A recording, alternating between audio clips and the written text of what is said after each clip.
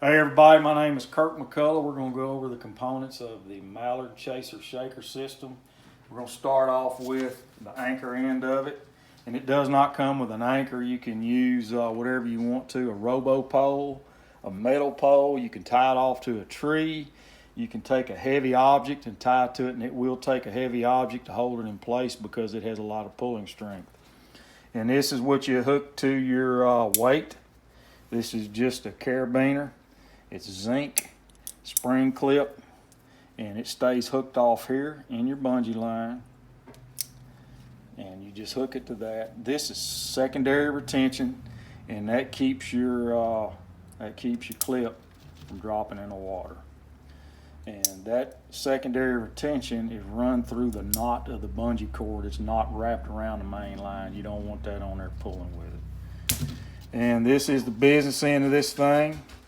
This is a rope socket, and that's what your bungee line goes through, and it'll pull up through there like that, pulls back, knot won't let it pass through, and that's a piece of shrink wrap on here, marine grade, and just there, just to kind of make sure that knot doesn't come undone. That knot's pulled tight, and it's not going to come loose on you. And this is the direction that this spring clip needs to point. And what you do is you just press this thing, put your wire in there. There you go, you're ready to roll. And this is your lead line. This goes on your first decoy. And this piece of cord will go through the hole in the decoy. I'll show you that in a minute. This is your midline. This is what keeps your decoys separated, keeps them from banging into each other. And this is your rear line. This hooks to your rear decoy, and then it'll hook over to your main pull line, and it just hooks just like that. It's done. And that is marine grade heat shrink on there on a ferrule. And this is 3/16 line, and it floats, and it needs to float. It doesn't need to sink, and that's 100 feet. So I'm going to show you how to hook this thing up. It's really simple. And what you want to do is you want to get your decoys hooked up before nighttime. Do it at your camp. You just run this through that 3/8 hole right there. There's a 3/8 hole in that decoy. You want to make sure you drill out a 3/8 hole in your decoy so you can run your line through it. We're going to attach the midline first. This goes through. Make sure it's straight. And we're going to pull it, and we're going to cinch it right here. Now we're going to go to our rear decoy, do the same thing. There's also a hole right there drilled in that one. It's a 3/8 hole, and you'll run it through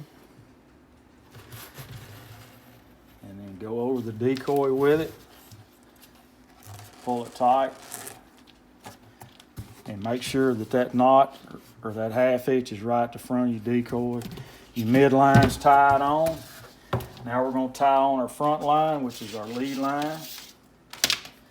We're just going to run it through this hole. We don't have any clips on this thing, no swivels.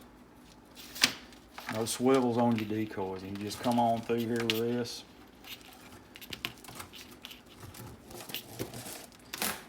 And pull it tight. Just like that. Your lead line's on. And good to go right there. And now we're going to tie on our rear line, which goes right to the front of this decoy, right here. And just go right through it, just like this.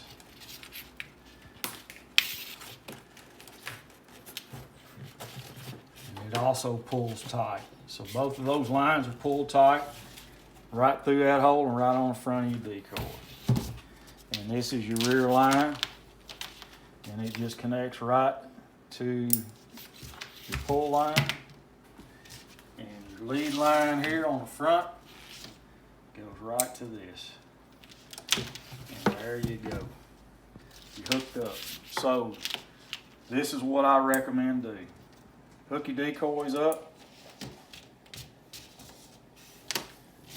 Unhook your lines, get them off there. Put them in your decoy bag. And then what you can do is you take this thing and you roll it up. It's like this. And then you go around the head of your decoy with your wire line. And you come right back through here like that. And you take your midline, come right around the bottom of your decoy. And then you make a half-hitch loop, put it around the head of it. And then you take your other lead line on the back end of your decoy, your rear line, wrap it around your decoy. You go around the head of your decoy with your wire, and then run it through here. And pull that just like that. Bam, she's done. And you can take that and put it in. If you got those slotted decoy bags, I've got one. You can slide both those in a slot, and you can take your bungee cord, wrap this up, put that in there, wrap that up, hook that right there, and then take this cord and run that through here. Put that all in your decoy bag and you're good to go. And I would suggest that you get it if you got your own decoys and hook it up and learn how to use it, practice with it some. It takes a little getting used to. And the longer the line, some people say that, the longer the line, the better it pulls, and I disagree. 25 feet is a great length. It pulls 2 decoys really good, and it'll pull one of them awesome. And you always want this decoy at the rear and your upright decoy at the front. If you put this one at the front, that bill of that duck will kind of dip down in the water a little bit. But it's a simple system, doesn't take long to hook up, and man, it works great. I used it last year, and there she is. And it'll be on my website for sale, won't be on eBay, and we no longer sell to stores. So everything that we sell is either on eBay or on our website. We appreciate the business.